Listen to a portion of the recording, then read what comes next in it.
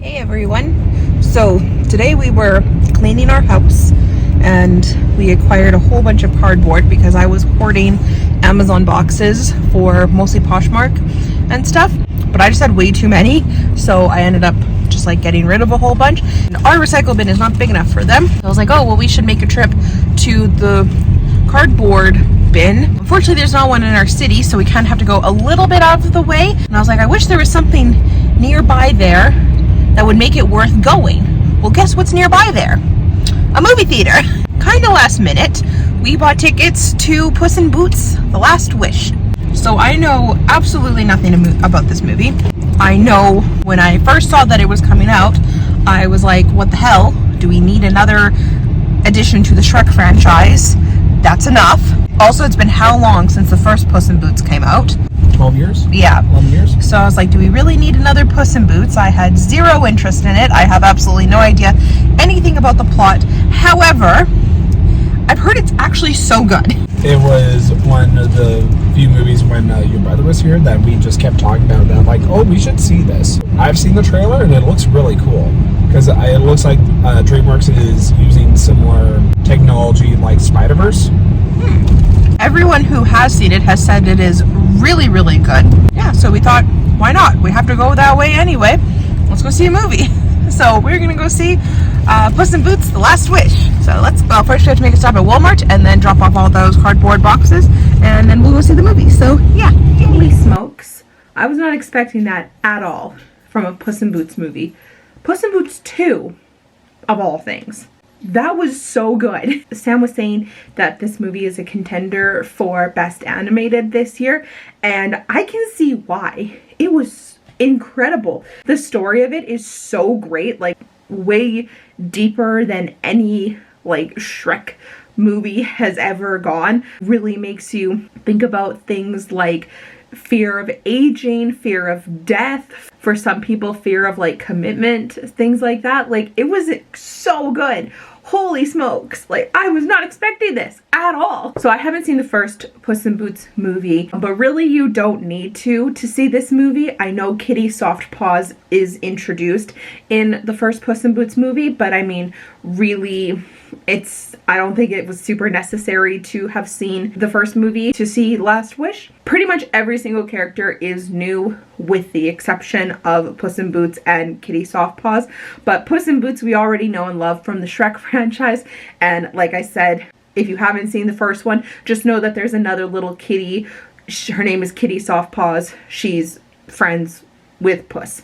That's all you really need to know. Some of the new characters in this movie include, there's Goldilocks and the Three Bears, which is like a crime family, which is so cool. Olivia Colman does the voice of Mama Bear, and then Florence Pugh does the voice of Goldilocks. Correct me if I'm wrong, but I think this might be the first time Florence Pugh has done voice acting. At least this is the first time I think I've seen her do voice acting, and she did amazing as Goldilocks. She was so good. And then we have John Mulaney voicing John Horner, and he also does fantastic. This is another movie that John Mulaney has voice acted in that I had no expectations for the movie at all. I honestly thought it was not going to be very good, and then I was absolutely blown away. So John Mulaney is picking his acting roles really well. So his kind of like deal in his like nursery rhyme that Jack Horner is in, he's not magical, he has no magic, and he was always jealous of magical things growing up.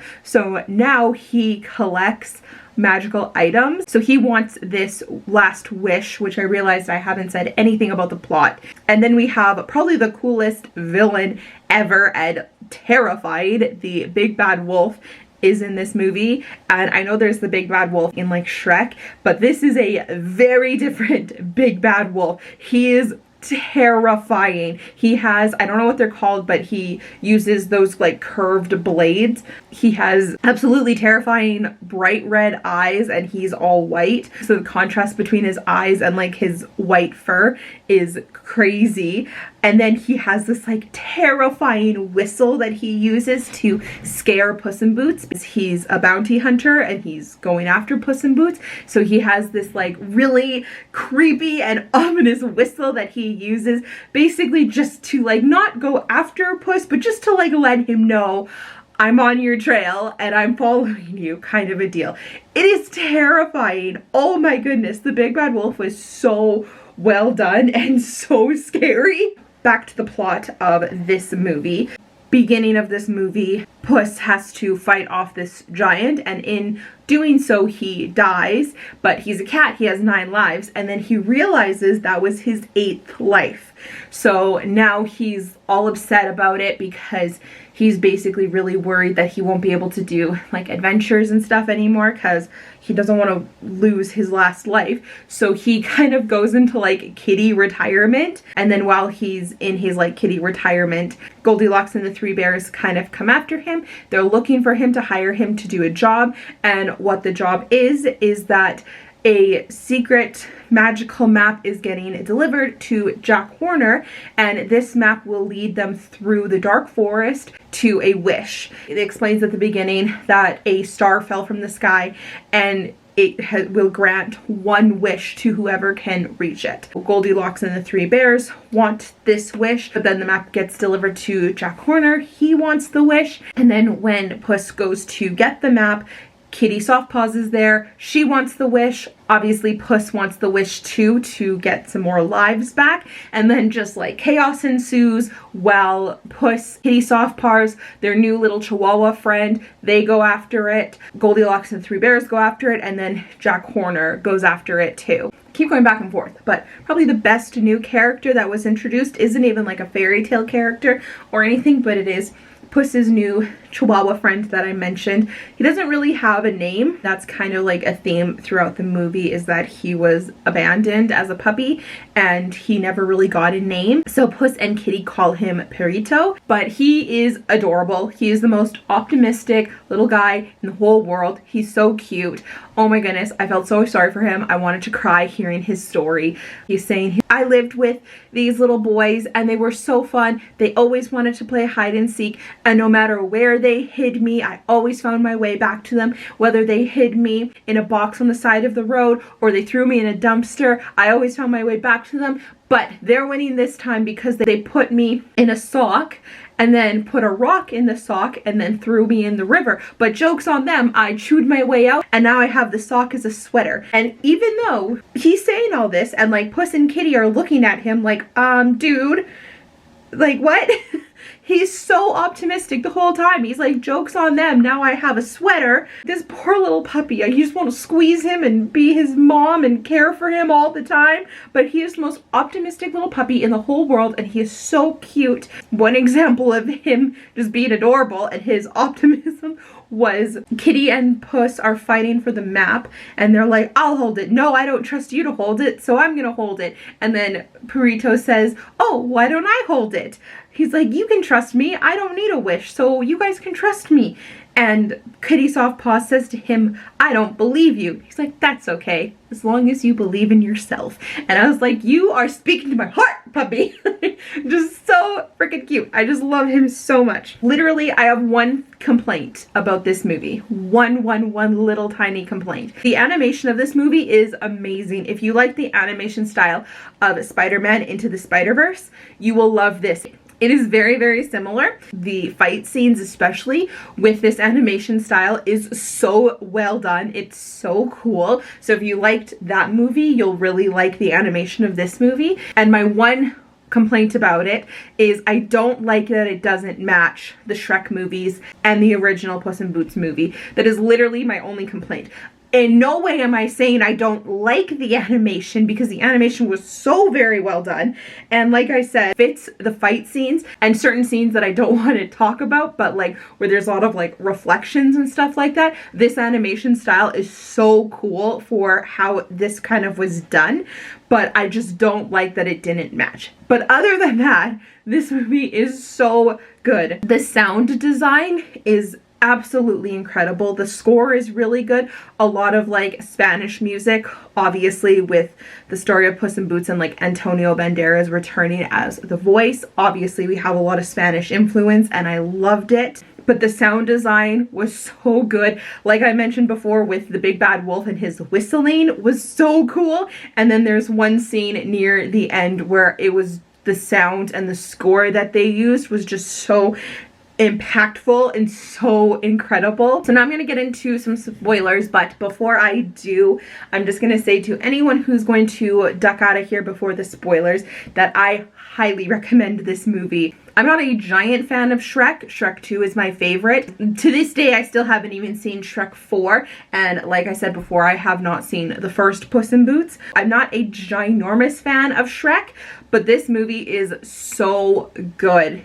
I absolutely recommend it. Like, I gave it an 8, but I think I would even push that to like a 9 out of 10. This movie was really well done, and this is like DreamWorks peak animation. I really feel like DreamWorks is so hit or miss. I mean, lots of companies are, but DreamWorks especially. Like, they have incredible movies like this one, How to Train Your Dragon. The entire How to Train Your Dragon franchise is amazing. And like Blast from the Past, but like Prince of Egypt is so beautiful. And then I'm sorry, but like then they have like the Madagascars and stuff like that, and the Boss Babies, which is just like, why was this made? I really recommend this movie. It is so good. Our theater was jam-packed full. Every seat was taken, and it was people of all ages there. Everyone was laughing at parts, and everyone was having a great time. Hi, Editing Jody here. I just have one thing to say about my comment about this is a good movie for all ages. Probably wouldn't recommend it for like really little kids, simply because the Big Bad Wolf is pretty scary. There was one child that I did hear crying the very first like fight scene between the Big Bad Wolf and Puss in Boots. Don't know how old they were because I wasn't near them, but I did hear them crying. Wouldn't recommend this for like little kids. I think that's just like something to judge on your own part, is how well you think your own child would kind of handle something like that. I did show pictures of the Big Bad Wolf in this video, so you can kind of get an idea what he kind of looks like, but just know it is a little scarier. The scenes with the Big Bad Wolf, there are scenes where he's just kind of like lurking in the background that are a little scary. So just kind of keep that in mind if you are going and want to bring like your own children or like nieces and nephews or just like little kids in general. Just keep that in mind, that the scenes with the Big Bad Wolf are a little bit scarier. So I just wanted to throw that out there. So I absolutely recommend this movie. It is so good. I will 1000% buy it and rewatch it many times when it comes out on DVD. Now I'm going to get into some spoilers. So if you haven't seen this movie yet, this is where I will let you know, so you can cut out if you want to. But if you stuck to here, thank you for watching, and I'll see you next week. If you've seen this movie and you want to hear some spoilers, or you don't care about hearing some spoilers, let's continue on. So the biggest like reveal, I guess, of this movie, it's not necessarily like a twist or anything like that, but the biggest reveal is that the Big Bad Wolf is actually death, like the physical embodiment of death, and he is after Puss because Puss has used up his 8 lives, and Death already kind of hates the fact, why do cats get 9 lives? That seems ridiculous to him. So he's like, hey, your time's up. So he comes to Puss at the beginning of the movie, and Puss has a really difficult time like trying to defeat him. He doesn't even really defeat him in a fight. He just runs off scared. And then, like I said, throughout the movie, the Big Bad Wolf or Death is following him, and just every once in a while you just kind of see him in the crowd there whistling. And it's so creepy, especially like I mentioned with the sound design again. There was one scene in particular where they are escaping Jack Horner's bakery. It's like triumphant Spanish music where they're rushing away and they're happy because they have the map. They stole it from Jack Horner. They got it away from Goldilocks and the Three Bears, and they're getting away, and the music is great and triumphant, and then it just gets like so soft and you just hear this whistling, and then in the background, like I said, there's all these people cheering and they're all watching them leave, and you just see like in the shadows the Big Bad Wolf with his hood up and just his bright red eyes and just like a terrifying grin watching as they get away, and it's so good. It's so good. The main like theme, like I mentioned, of this movie is appreciating your life, because unlike Puss, the rest of us aren't given 9 lives. There's a scene where Puss is getting to the wish and he has to go through the cave of lost souls, and he is confronted with every single one of his lives. And when he's confronted with these lives, he kind of realizes like he doesn't want those lives anymore. He realizes like those lives are jerks and they're not good, and yeah, they lived very fabulously, going on adventures, things like that, but that's not what he wants anymore. He wants a life with someone he loves, with people he loves, and maybe he doesn't necessarily want adventures anymore if it means that he is putting the ones he loves kind of like to the back burner. And then he's confronted with death again, and death basically says, like, he sees all these lives and he's like, you wasted every single one of these lives, so what's the point in having one more if you're not going to use it and you're not going to value it? Puss gets away and he gets to the wish, and as you guys, if you've seen the movie, if you know, Kitty and Perito get there with him, and at first Kitty thinks that he's going to use the wish again for himself and not let her have it or not share the wish or anything like that. He just wants it for himself. And he's like, no, you don't understand. Death is chasing me and I need this wish because I need more lives. And she was like, why do you need more lives? You have one. And then Death shows up again and there's this incredible battle scene. And when Puss is like kind of like giving up, it almost seems like his life flashes before his eyes.